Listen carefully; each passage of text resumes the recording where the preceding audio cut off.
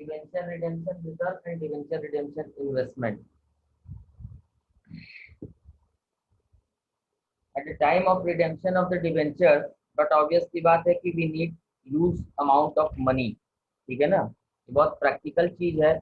या रिडेम्पशन करने के लिए हमको बहुत ज्यादा पैसों की जरूरत पड़ती है, और जब हम ऐसा करेंगे तो बट ऑब्वियस सी चीज है कि उस समय जो फंड है, जो कैश अमाउंट है, cash balance in the balance sheet है, वो बहुत लार्जली अफेक्ट होता है। एज वेल एज कंपनी की बैलेंस शीट के ऊपर भी बहुत इम्पैक्ट पड़ता है। तो उस चीज को न्यूट्रलाइज करने के लिए बेसिकली इस फंड को क्रिएट किया जाता है। This is the logic. Further ये भी होता है कि जब हम डिवेंचर्स को रिडीम करते हैं, तो रिडेम्पशन करने में जो पैसा चाहिए, उसके लिए जो प्रॉफिट्स होते हैं बिजनेस में, उन प्रॉफिट्स में से एक certain amount of the profit each year before redemption हम सेट असाइड कर देते हैं to create such type of fund. ये इसलिए हेल्पफुल होता है कि अगर हम ईच साइड ऐसा अमाउंट साइड में कर देंगे और रिजर्व की तरह क्रिएट करेंगे, तो at the time of the redemption हमारे पास एक सफिशिएंट अमाउंट हो जाएगा that is capable to redeem the debenture. ठीक, तो इस तरह के फंड्स को क्रिएट किया जाता है। जिस अमाउंट ऑफ द प्रॉफिट को हम सेट असाइड करते हैं for such type of fund to pay out the debenture, ऐसे फंड्स के लिए जो प्रॉफिट असाइड किया जाता है, इसको कभी भी डिविडेंड पेमेंट के लिए यूज नहीं किया जाता है। बट ऑब्वियसली बात है, इसको हम डिवेंचर को पेमेंट करने के लिए यूज करेंगे, तो इसको हम कभी भी डिविडेंड पेमेंट करने के लिए यूज नहीं कर सकते।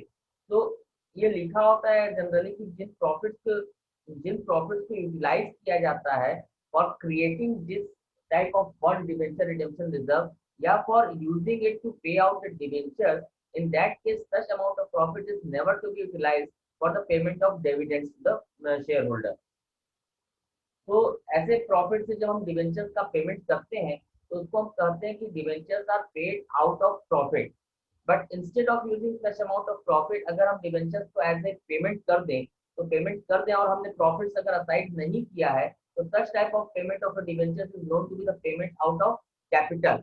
So there are two methods to pay out the debentures, either out of capital or either out of profits। तो ये जो फंड क्रिएट होता है that is for the profits create होता है। फर्दर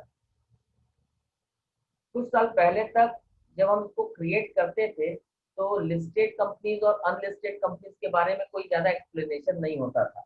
बट अब ये कहा गया स्पेसिफिकली, ये अमेंडमेंट ऐड किया गया है कि आपकी अगर कोई कंपनी जो अनलिस्टेड है और उसकी अगर जो partially paid up partially non convertible debenture, जिनको हम लेटर ऑन कन्वर्ट कर सकते हैं इक्विटी में, ऐसे डिवेंचर जिनको after certain period of time हम उसको इक्विटी में कन्वर्ट कर देंगे, instead of paying them in cash हम उसको इक्विटी शेयर होल्डर बना देंगे। तो इक्विटी शेयर होल्डर बना देंगे तो पेमेंट करने की लायबिलिटी खत्म हो जाएगी और वो हमारे शेयर होल्डर बन जाएंगे। तो कुछ समय तक उनका पैसा जो है एज अ लोन ट्रीट करेंगे, एंड आफ्टर दैट हम उसके पैसे को हम एज ए कैपिटल ट्रीट करने लगेंगे। तो ऐसे जो डिवेंचर्स के साथ कंडीशन होती है, ऐसे डिवेंचर्स को हम कहते हैं कन्वर्टिबल डिवेंचर। और जिसमें ऐसी कंडीशन नहीं होती है, जो usual mostly all of the debentures, maximum type of debentures जो होते हैं वो नॉन कन्वर्टिबल होते हैं। तो यहाँ जो बात की जा रही है that is non convertible debentures की बात की जा रही है। और एक होते हैं जो पार्शली कन्वर्टिबल होते हैं।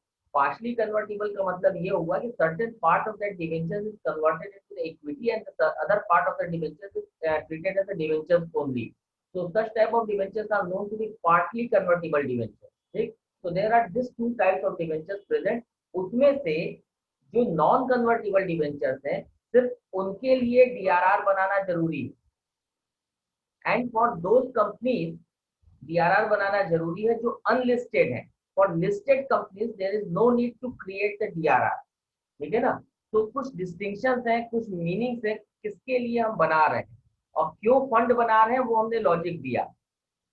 तो सबसे पहले तो आप ये ध्यान दो कि what it is a type of fund created out of the profits of the company for the payment of the debenture and such type of fund which reduces the burden on the balance sheet at the time of the payment of the debenture। ऐसे fund को हम DRR का नाम देते हैं, debenture redemption reserve कहते हैं ना। हम इसको क्रिएट कैसे करते हैं, जस्ट अभी हमने डिस्कस किया कि ये प्रॉफिट से बनता है। तो ऑब्वियसली बात है, जो क्रिएशन है, हम कैसे बनाएंगे इसको, हम अपने स्टेटमेंट ऑफ प्रॉफिट में से ट्रांसफर करके बनाएंगे एक सर्टेन अमाउंट। कितना अमाउंट वो भी हम लोग डिस्कस करेंगे।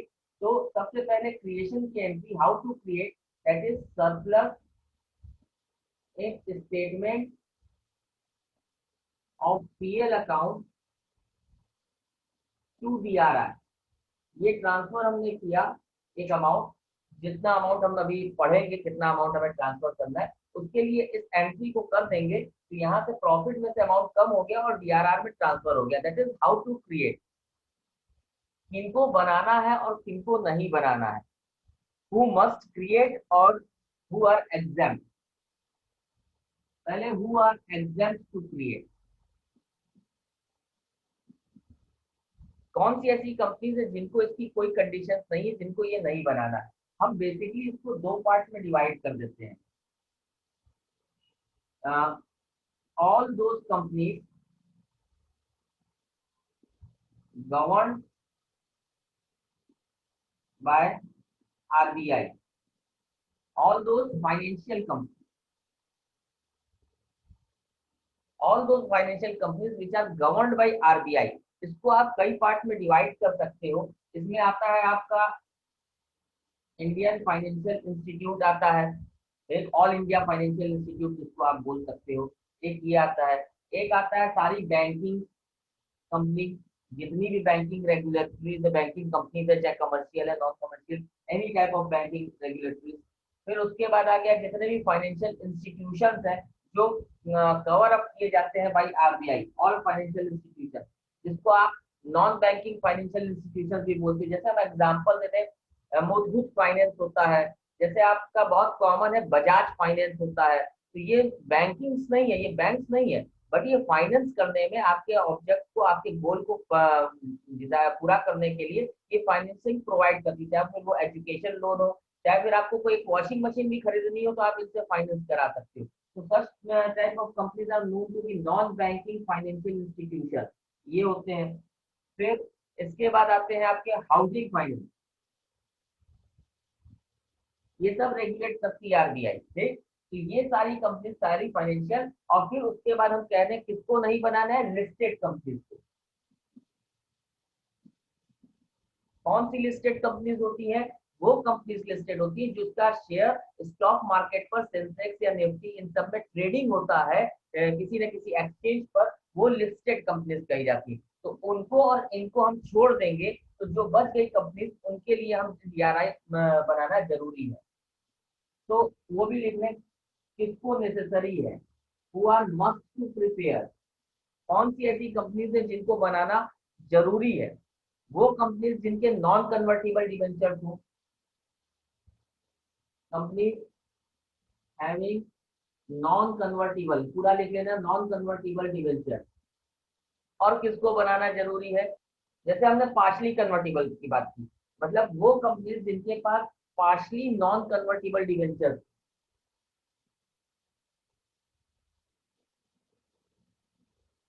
Partially non convertible debenture. तो जितने भी नॉन कन्वर्टिबल पार्ट है उसके लिए बनाना जरूरी है। और किसको बात बनाना जरूरी है, अनलिस्टेड कंपनी। तो इन लोगों को बनाना जरूरी है, इनको छूट है।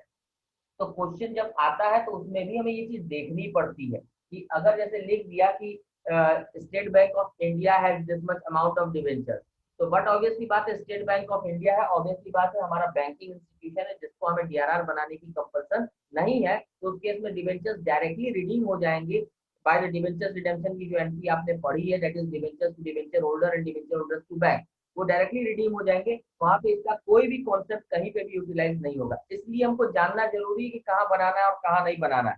तो ये वो हो गया जहाँ पे हमको देखना पड़ेगा कि किन कंपनी के लिए एग्जाम्प्ट है और किसके लिए नहीं।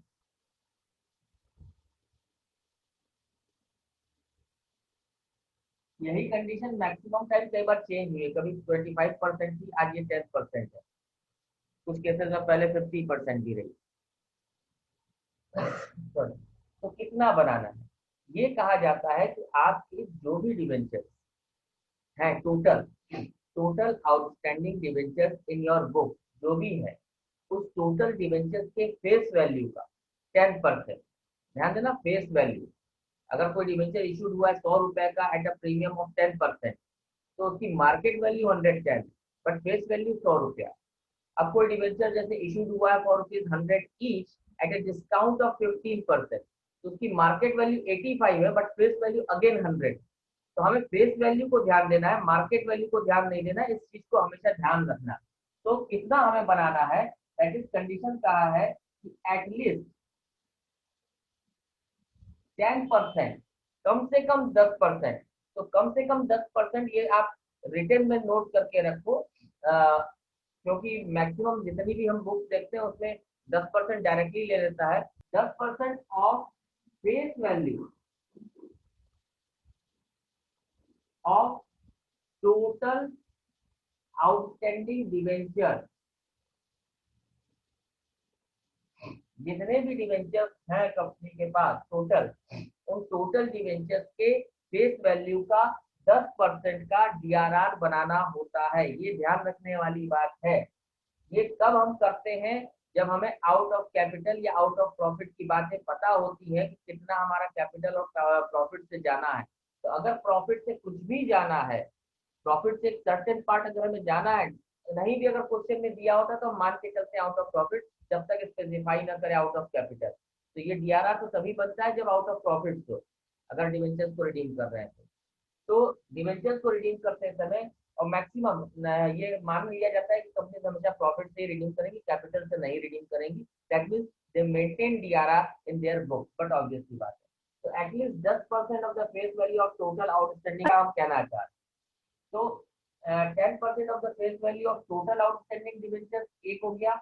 और एक होता है अगर स्पेसिफिकली लिखा है आउट ऑफ प्रॉफिट, अगर ये लैंग्वेज, ये जनरली बोल्ड लेटर्स में लिखा होता है क्वेश्चन में, या नहीं भी लिखा है तो आउट ऑफ प्रॉफिट अगर स्पेसिफिकली लिखा है तो ये सीधा सा मतलब होता है कि यहाँ पे 100% of total outstanding debenture of face value of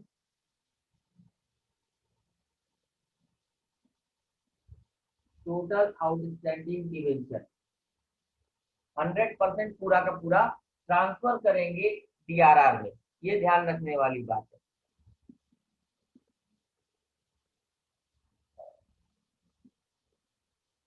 कब हमारे बुक्स में ये अकाउंट होना चाहिए डीआरआर का, ये बहुत इंपॉर्टेंट चीज है, इसमें कई बार फंसता है। फॉर एन एग्जाम्पल अगर हम सपोज कर लें date of redemption, date of redemption of debenture, मान लो आपका है 31 अगस्त 2020। अगर 31 अगस्त 2020 को हम रिडेम्पशन स्टार्ट करेंगे, इट्स नॉट नेसेसरी कि आप एक डिवेंचर रिडीम कर रहे हो कि 50 डिवेंचर रिडीम कर रहे हो कि सारे रिडीम कर रहे हो। आपका एक भी डिवेंचर अगर रिडीम होना है तो उसके पहले टोटल डिवेंचर्स का 10% आपका डीआरआर में होना चाहिए। ये कहने का मतलब हुआ, जैसे 10 लाख का हमने बताया कि आपका 10 लाख का डिवेंचर टोटल है, और आप 31 अगस्त को सिर्फ सपोज करो उसमें से सिर्फ 5000 का आप रिडेम्पशन कर रहे हो, सिर्फ 5000 डिवेंचर्स का आपको रिडेम्पशन इस डेट पर करना है। तो इसका ये मतलब नहीं हुआ कि हम जितना रिडेम्पशन कर रहे हैं उसका 10%। इसका मतलब हुआ कि आपके पास ये डीआरआर का बैलेंस टोटल 10 लाख का 10%, मतलब 1 लाख रुपीज टोटल आपके पास इसकी जो रिक्वायर्ड डेट है उस डेट पर होना चाहिए। अब ये क्लियर हुआ, वन पर एनम का कोई कॉन्सेप्ट नहीं है। जितना भी आपको डिवेंचर्स रिडीम करना है, ठीक है ना, whatever be the amount of debentures that is to be redeem, that doesn't matter. The redemption के पहले आपके पास टोटल डिवेंचर्स का 10% होना चाहिए, कम से कम 10%, तो that may be 100% also possible. तो डेट ऑफ रिडेम्पशन अगर ये है तो कब होना चाहिए, हमारे पास बैलेंस होना चाहिए on the date of previous balance sheet.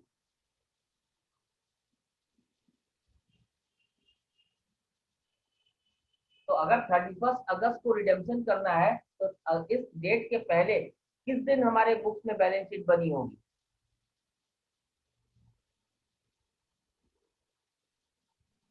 31 March 2020।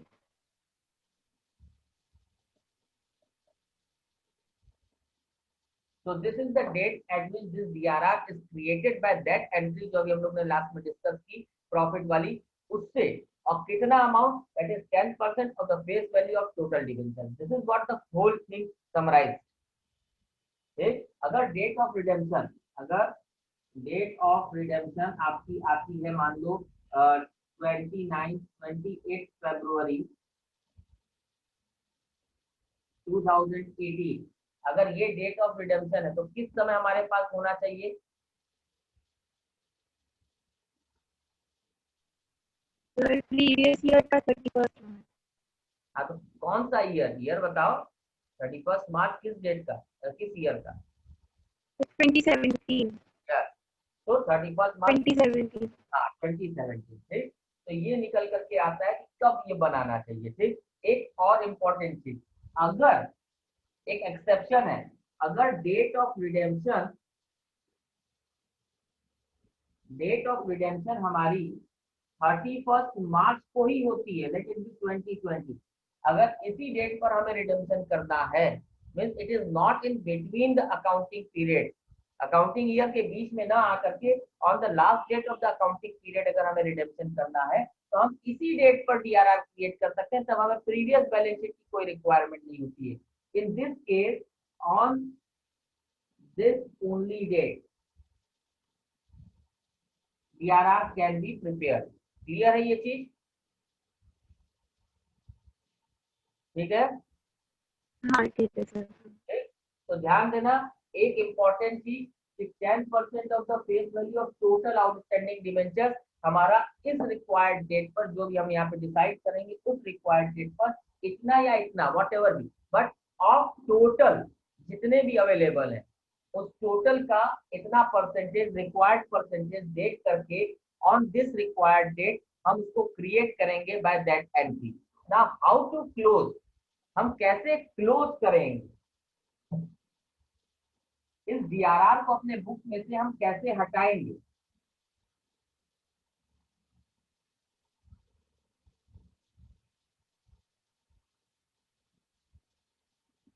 DRR को अपने बुक में से हम कैसे राइट ऑफ करेंगे, कैसे हटाएंगे? डीआरआर को क्लोज करने का तरीका क्या है? अगर हमें डीआरआर राइट ऑफ करना है, खत्म करना है, तो हमें ये देखना होगा कि हमने कितने डिवेंचर्स रिडीम किए. ठीक, हम जितने डिवेंचर्स रिडीम करते हैं उतने डिवेंचर्स को जिस समय रिडीम कर रहे हैं उसका प्रोपोर्शनेट डीआरआर का बैलेंस हमें उस ईयर के एंड में राइट ऑफ करना है. Again very confusing. For an example, suppose करो ये डेट ऑफ रिडेम्पशन है. ठीक, इस डेट पर और हमारे पास सपोज करो टोटल आउटस्टैंडिंग डिवेंचर्स 10 लाख रुपए के, और उसमें से हम एट दिस मोमेंट, ध्यान देना क्वेश्चन की कंडीशन को, टोटल आउटस्टैंडिंग डिवेंचर्स हमारे पास मान लो 10 लाख रुपीज के हैं. ठीक है, और हाँ ऑन दिस डेट, तो अब हम चाह रहे हैं इसमें से 31 अगस्त को हम 2020 को इसमें से रिडीम कर रहे हैं 4 लाख के डिवेंचर. ठीक, ये हमारी कंडीशन क्वेश्चन में दी है. अब अगर इसके हिसाब से हम चलें तो हमारे पास सबसे पहले ध्यान देना कि 31 मार्च 2020 को 10% of total face value that is 1 lakh का डीआरआर क्रिएट होगा. पहली चीज. ठीक है, क्लियर है? हाँ सर, मतलब 1 लाख क्रिएट होगा ना. हाँ, 1 लाख का डीआरआर 31 मार्च को क्रिएट हो जाएगा 2020 को, ऑन दिस कॉन्सेप्ट जो अभी हमने पढ़ा. अब हम सिर्फ 4 लाख का रिडेम्पशन कर रहे हैं, तो 4 लाख का रिडेम्पशन कर रहे हैं किस डेट को, इस डेट को. तो ये ईयर कब खत्म होगा? ये ईयर खत्म हो जाएगा आपका ऑन 31 मार्च 2021. इस डेट को खत्म होगा. तो इस डेट को जितना प्रोपोर्शन, कितना है प्रोपोर्शन, अगर आप देखो तो 40% को हम रिडीम कर रहे हैं. ठीक है ना, जितने टोटल है उसका 40% रिडीम कर रहे हैं. क्लियर है?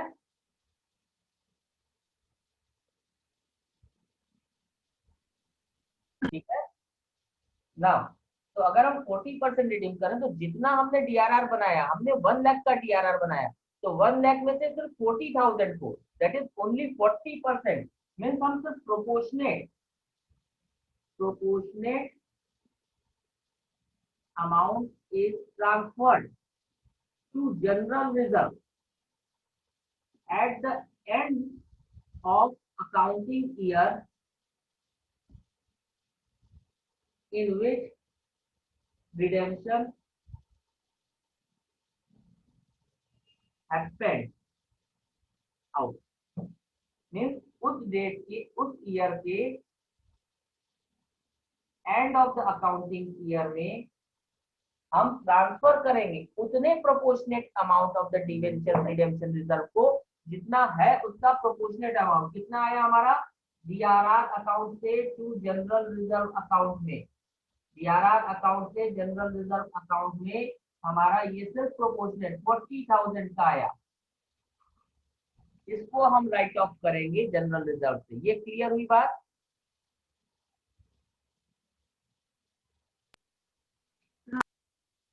ठीक है, हम एक बार समअप कर दें कि टोटल डीआरआर का कॉन्सेप्ट क्या क्या है। मीनिंग नहीं बता रहे, मेन जो करने का प्रैक्टिकल कॉन्सेप्ट है वो बता रहे।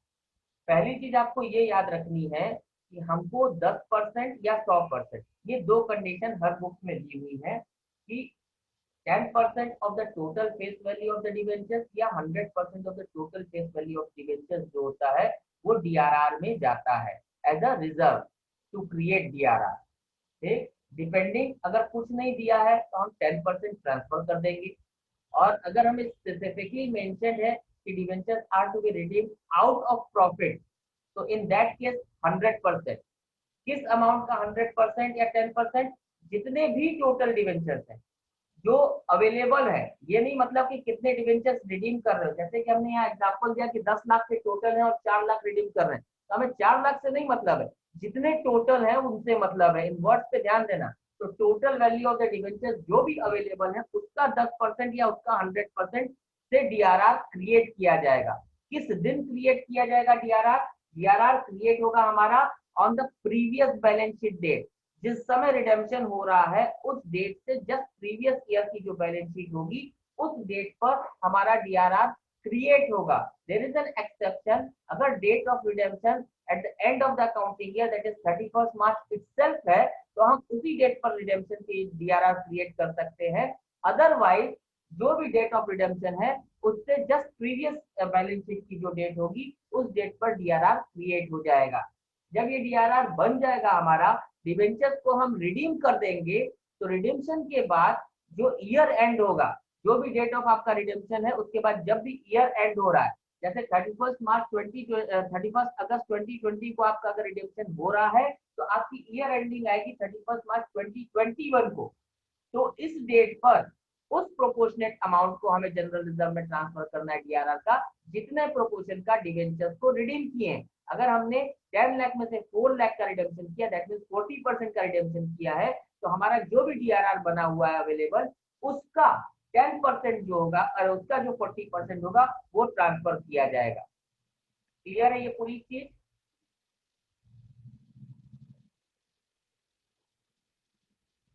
ठीक है। हाँ सर। एक और इम्पोर्टेंट बात जो स्किप हो गई वो ये कि व्हेन टू बी मेंटेन, हमने ये कहा कि 10% या 100% का डिवेंचर इस प्रीवियस बैलेंस शीट की डेट को होना चाहिए, बट इसका ये मतलब नहीं हुआ कि ये जैसे मान लो ये डिवेंचर्स हमारे जो है इस दिन रिडीम हो रहे हैं 4 लाख के वॉट एवर भी, हमने डिवेंचर्स इशू किए थे सपोज करो 2010 में, एक 2010 में हमने अपने डिवेंचर्स इशू किए थे और हम उसका 4 लाख का पार्ट इस डेट पर रिडीम कर रहे हैं। ठीक, तो ऑब्वियसली जब हम इस डेट पर रिडीम कर रहे हैं what ever be the amount, 4 lakh हो, 6 लाख हो, 1 लाख हो, 10 लाख हो, हमें टोटल डिवेंचर्स का 10% इस डेट पर चाहिए एज अ डीआरआर। ठीक है ना, ये हमने डिस्कस किया। अब ये हमें चाहिए 10 लाख का 10%, दैट इज 1 लाख रुपया हमको इस डेट पर चाहिए। तो ये मीनिंग नहीं है कि ये इस डेट पर पूरा 1 लाख बनाए, कि हम 1 लाख को 2010 से लेकर के 2020 में बराबर बराबर बनाए। मतलब जैसे 1 लाख चाहिए तो 10-10 हजार रुपया हर साल बनाए। ये भी मतलब नहीं है कि हम इसको रैंडम बनाएं, हम कैसे भी बना सकते हैं। हमें 1 लाख का इस डेट पर होना चाहिए। सपोज करो 31 मार्च 2020 को हमें 1 लाख रुपया होना चाहिए डीआरआर में, एंड हमारे पास एट दिस डेट पहले से बना हुआ है 60,000 का, तो हम इस डेट पर सिर्फ 40,000 का बनाएंगे। और अगर ये क्वेश्चन में कहता है कि हमने 2010 में इशू किया और 2020 में हम रिडीम कर रहे हैं, तो हमको इस डेट पर 1 लाख चाहिए। इसने कहा है कि जैसे 2012 में आपने 10,000 का बना दिया है, तो आप 2012 में 10,000 का बनाओगे। फिर इसने लिखा है कि 2015 में आपने 8,000 का बना दिया है, तो आप 8,000 का बना दोगे। मतलब जब भी बना सकते हैं रैंडम। कंडीशन सिर्फ ये है कि इस डेट पर हमारे पास 1 लाख का होना चाहिए। अगर 1 लाख का है तो हमें बनाने की भी जरूरत नहीं है, हम आगे डायरेक्टली बढ़ जाएंगे। लेकिन अगर इस डेट तक में हमारे पास 1 लाख से कम है, तो जितना भी कम है हम उसको इस डेट पर बना देंगे। भले वो जीरो होगा तो हम पूरा 1 लाख बना देंगे, अगर वो कुछ बना होगा तो पार्शली जितना चाहिए होगा उतना हम बना देंगे। ये क्लियर हुई बात। मीन्स इस डेट पर अल्टीमेटली हमको चाहिए, दैट्स द मीनिंग।